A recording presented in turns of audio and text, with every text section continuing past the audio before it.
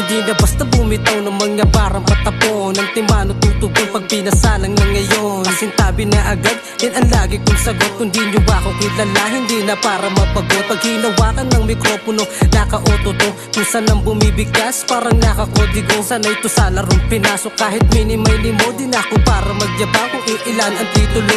Mas kampante na sarili lamang ang hinahangaan. Panataga naman pag sarili tangan-tangan. Di na para maglala kung sino yung maging sagabal. Basta sa akin kung sino yung kaapirang kaakbayan. Nakabase sa pakikisama, paano mo itrato. Kung mas pabuti pinakita, triple ang balik ko. Isasabay kita sa tagumpay at mga plano. Ganyan ako kabuti, di lang paitang tao. Huwag kang bumasi sa labas, lamang ng kaanyuan. Piliin mo ang panloob, mabuti ang nilalaman. Huwag puro pang mamata, mali mo makikita dyan. Kung basihan mo layo ng pinuntahan, ibahin mo yung sanay, lagi sa karanasan. Sumasagad kahit bulsa'y walang laman. Dugot pawis na ang puhunan para lang magkalaman. Di na para man lamang, sanay to sa nawawalan. Ganyan pag Diyos sinandalan. Kaliwat kanan ang lagarin, hindi to nababakante. Sariling gasolina, lagi ang nasa bagahe. Umuusad ng hindi nangihingi ng pamasahe. Baon lagi ang kumpiyansa kahit na anong mangyari. Nakipagsapalaran sa gubat na hindi alam kung hanggang saan ang masusukan na daan. Sa mutsaring animal man na sa lubong ay hindi inindayan. Patuloy lang na naglayag, di man alam pupuntahan. Minsan ako nagligaw sa landas na aking tinahak.